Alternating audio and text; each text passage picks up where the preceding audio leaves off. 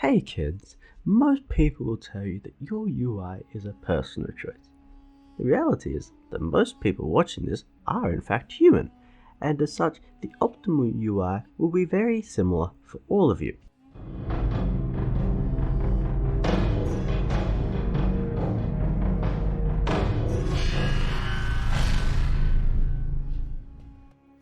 Welcome back to the Mythic Raider guide. If you haven't seen the other parts, then I'd suggest you click the link in the description below.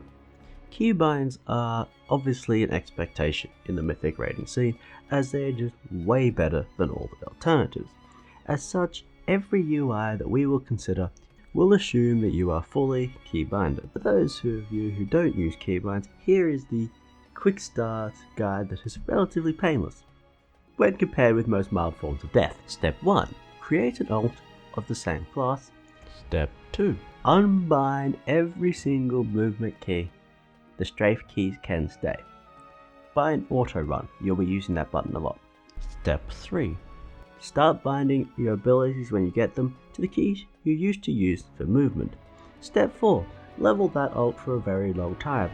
Also highly recommended that you do dungeons, as they'll give you a better opportunity to use a broader range of your toolkit than the 3 abilities you use to blow up mobs in the world. Step 5.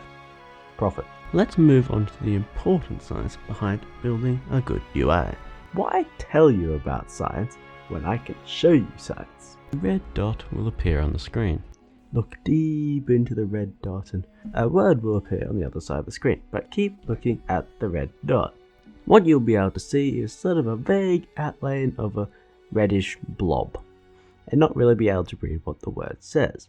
If you can read the word while looking at the dot, then congrats, you're officially being diagnosed with strabimus, strabi, or you can be an alien, your choice. Now, I will slowly move the word towards the dot. There will become a time where you can read it while still looking at the dot. We'll call this distance the visual zone. As you can see, the visual zone is pretty small. So what does this mean? Your screen may be huge, but you can barely see a fraction of it. The rest is just a vague blur your brain fills in to make you feel like you're not in a tunnel. Let's start off with the basic Blizz UI. It's fairly obvious that it's bad, but how bad truly is it? So let's apply the tunnel test. As you can't see, I can't see anything. I have basically no idea what my HP, cooldowns, buffs, debuffs, party frames, raid frames, I can see nothing.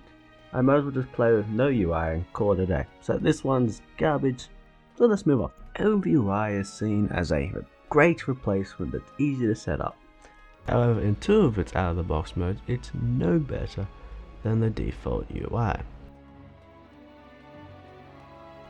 The healer mode does have some benefit over the default, however, it is still fairly garbage, and way too much puts all the information you need at the edge of the screen. Most UI packages are just there to look aesthetically pleasing, while being completely dysfunctional for any hard content. As such, if you want a functional UI, you're going to have to make it yourself. Color is seen by many as a personalized choice. It isn't. We perceive red and yellow as much faster. There's a reason why your favourite golden archers are red and yellow. The difference can be extraordinary, up to 50 milliseconds when compared with black. That's a bigger difference than most people's ping. Don't notice this difference due to how warped your perspective of now actually is. In essence, brighter colours are processed faster, but since you're bombarded with every colour almost constantly, what you are seeing is a dark colour that actually appeared slightly before a bright colour, but both are perceived to appear at the same time. And now let's finally move on to the ideal UI. At first glance, this looks nothing like the default UI in any way, and much like using keybinds for the first time, there's going to be an adjustment period where it feels worse. This is because the design is purely intended to be functional with zero aesthetic consideration. The displayed version is optimized for 5 meg content, however the same principles would apply to a raid version. First off, the most important aspect is everything is centralized. This is vital to avoid having to constantly shift your focus around the screen, likely missing important things. Also, the frames are organized such the tank is on the left, followed by the healer and then the DPS. This has multiple benefits. The first is that the two most important targets are close together. Roles of the players can easily be determined without wasting valuable real estate on role indicators, and most important is consistency. You will always know where each role will be. Cast bars, both enemy and player, are both placed as central as possible, because your own cast bar is usually the thing you have to react to the most and is usually the first priority. The enemy cast bar is placed directly above, so it's easily noticeable even when you don't intentionally look at it. The frame colors are chosen with color meaning high danger and black meaning low danger. This is due to the human eye easily ignoring black and a sudden burst of color being much more noticeable than the reverse. The names are displayed in their cast colors so classes can easily be identified, whilst also using class color to show missing health. Red text is used to determine who has aggro before they've taken any damage, with red missing health used as an even more obvious indicator to help prioritize who needs healing even more. The target frame will almost always be used for an enemy, even for healers, and as such it runs on the opposite principle of red being for high health and black being for low health. As for target buffs and debuffs, most are irrelevant and as such are filtered. If seeing a debuff doesn't change how you would play, then it's obviously pointless to display. Relevant party members' cooldowns are also placed beneath their frames.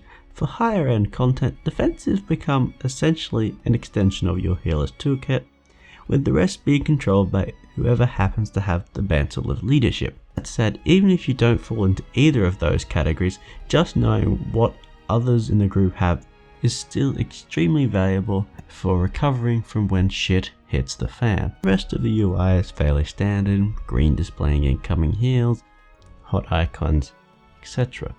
As for player buffs and debuffs, in general only a few matter anyway, so just use weak auras to pick out the important ones. If you'd like to test out the UI, there will be a link to all the relevant add-ons in the description. But otherwise, keep it groovy.